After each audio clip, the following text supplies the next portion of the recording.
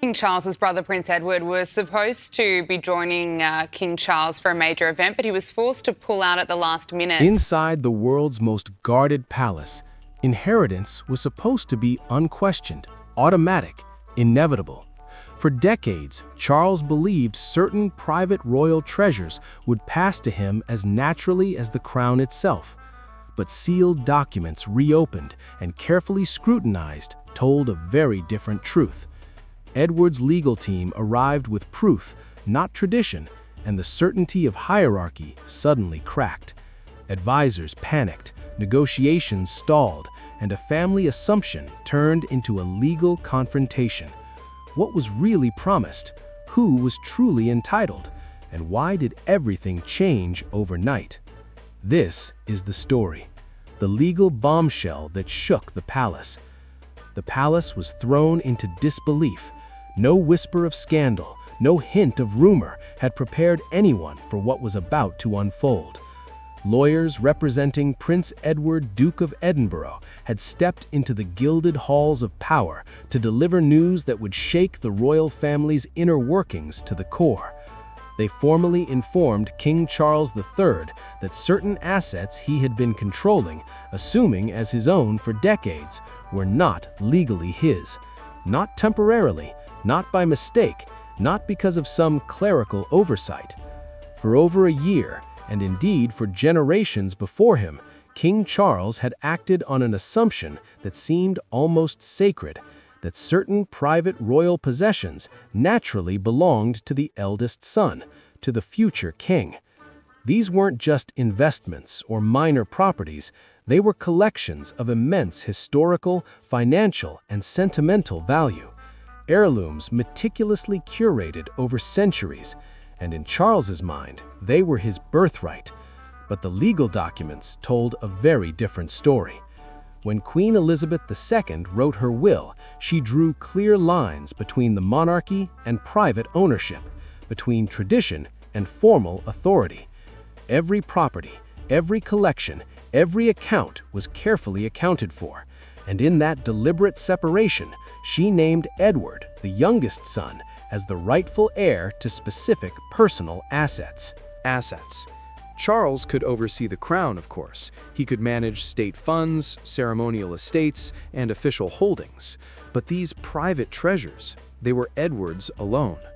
At first, palace officials struggled to absorb the truth. What started as mild confusion quickly rippled into genuine shock. Discussions whispered in corridors turned into tense meetings behind closed doors. Advisors reviewed documents, reread clauses, and confirmed the stark reality. The king had acted under a misconception, and that misconception was not trivial. It had lasted for years. Decisions about financial management, property oversight, and even day-to-day administration had been made on the false assumption that these assets were his to direct. And yet, this was not merely a family disagreement. There were no quarrels over birthdays or ceremonial precedents. This was far more significant. This was law confronting assumption, tradition confronting evidence, authority confronting legitimacy. For the first time in decades, inside the polished halls of the palace, a cold, undeniable fact could not be ignored. Edward was the rightful owner, and what Charles had assumed as his inherited certainty was, in the eyes of the law, never his at all.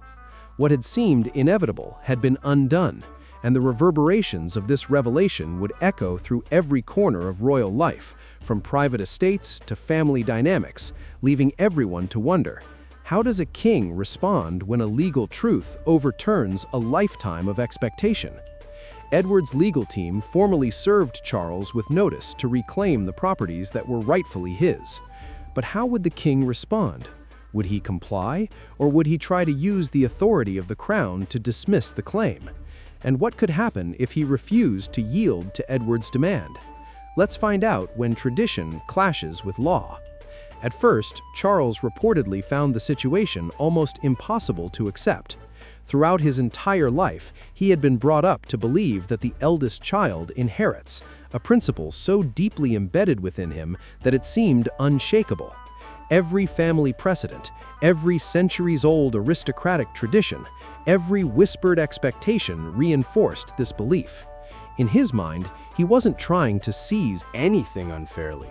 He simply assumed it was his by right, as if the inheritance had always belonged to him. To Charles, it wasn't a question of greed or ambition. It was a matter of upbringing, of logic ingrained over decades. But the world of law does not bend for tradition, no matter how venerable.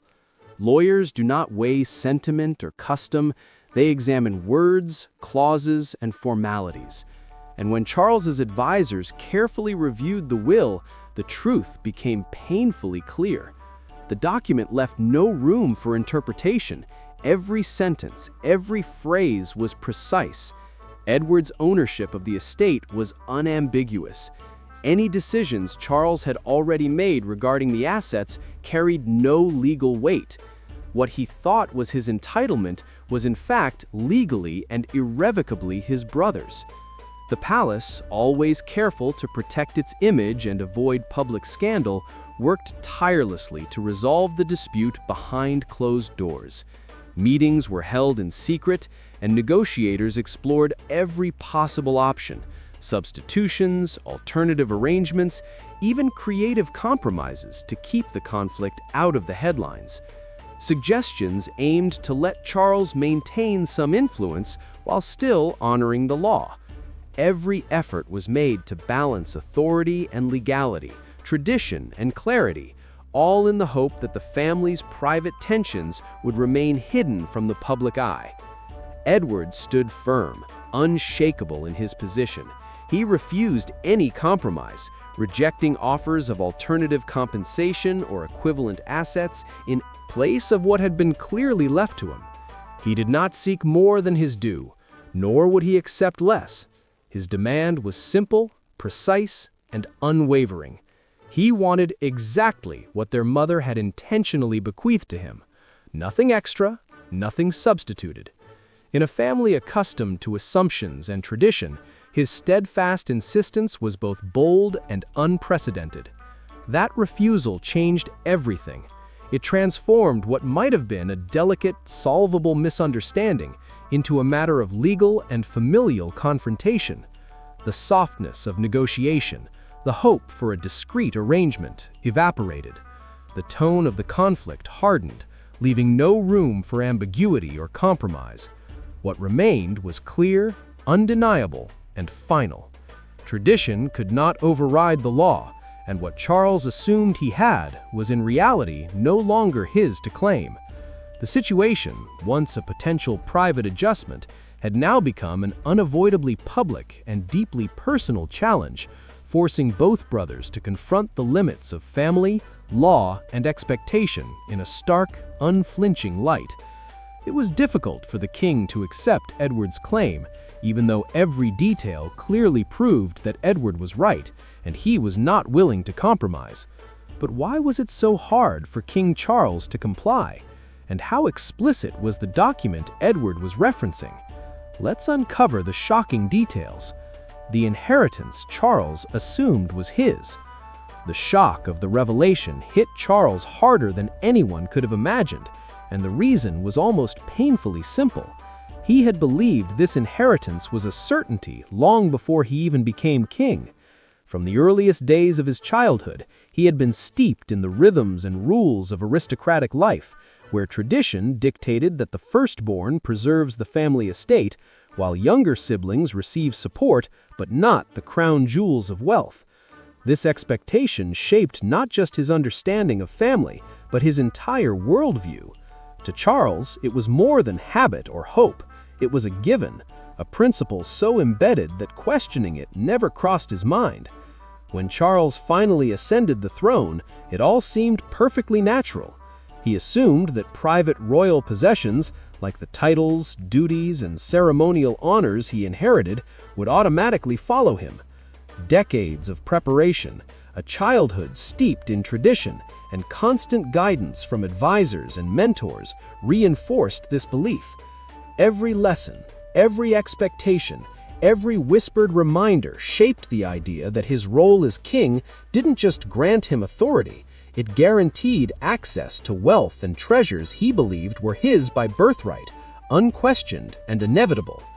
Yet the reality of royal finances is far more complicated than custom or expectation. The crown estate, vast and historic, does not belong to the monarch personally. It belongs to the nation. The Duchy of Lancaster provides funding for the reigning monarch, while the Duchy of Cornwall exists specifically to support the heir apparent. Beyond these institutional holdings lies personal wealth, a collection of property, investments, jewels, and priceless heirlooms accumulated over decades, carefully managed and often passed with deliberate intention.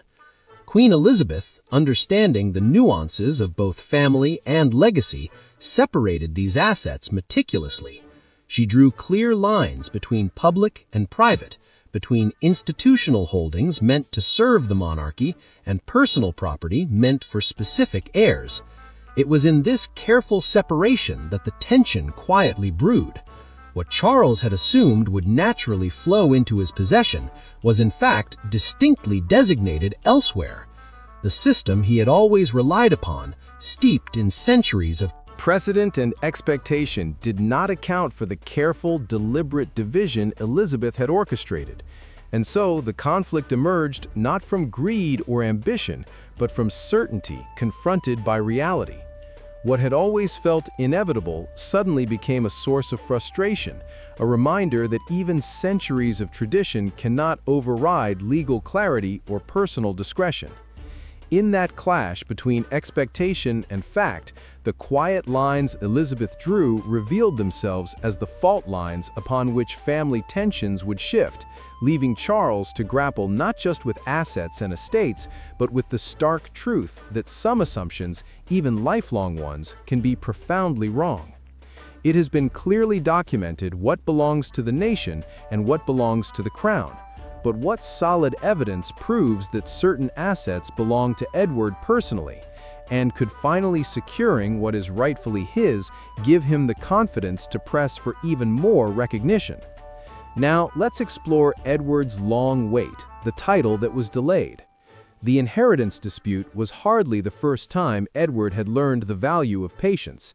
After the death of Prince Philip, Duke of Edinburgh, many expected Edward to immediately step into the Duke of Edinburgh title, a role Philip had long hinted he wanted his youngest son to hold. To the outside world, it seemed like a natural, long-awaited transition, a simple passing of honor from father to son. But in reality, the delay underscored the complexities of royal protocol, family dynamics, and the careful weighing of authority, leaving Edward to wait silently for what was rightfully his. But life and royalty rarely follow straightforward expectations. The decision rested entirely with King Charles III, and the delay stretched on. Nearly 2 years passed before Edward officially received the title, the same one Philip had been granted in 1947 upon marrying Queen Elizabeth II. For those who do not follow the nuances of royal life, such a wait might seem trivial, but in the intricate hierarchy of the monarchy, timing is as much a message as any title itself. The Duke of Edinburgh title carries more than just ceremonial importance. It carries history, weight, and meaning. First created in 1726 by George I of Great Britain, it was later revived by Queen Victoria and ultimately recreated for Philip, marking him as a central figure in the royal family with both public and private significance. Each time the title was granted, it signaled not just status, but responsibility, trust, and recognition within the monarchy's inner circle. So when Edward finally assumed it, the moment was more than symbolic. It was a confirmation of his place in a lineage that stretched back centuries, a visible acknowledgement of his role and duty. For keen observers of the royal family, a pattern had long been emerging. Recognition for Edward often came, but only after delay. Honors, titles, and responsibilities seemed to arrive on his timeline, not on anyone else's, requiring patience and quiet endurance. And in the context of the inheritance dispute, this history took on fresh meaning. The delays, once perhaps frustrating, now seemed almost prescient. they highlighted a recurring rhythm in Edward's life, that acknowledgement and reward, though sometimes postponed, eventually arrive with clarity and authority. In many ways, Edward's experience serves as a subtle lesson in timing, perseverance, and measured action. While his older brothers may have drawn attention and headlines, Edward's path has been steadier, quieter, and deliberate. The long wait for the Duke of Edinburgh title mirrored the challenges he faced in securing his inheritance. It was never about rushing or forcing outcomes, but about ensuring legitimacy, honor, and respect. In the end, history, law, and family tradition intersected to affirm not only his rights, but his enduring place within the monarchy's intricate, centuries-old hierarchy.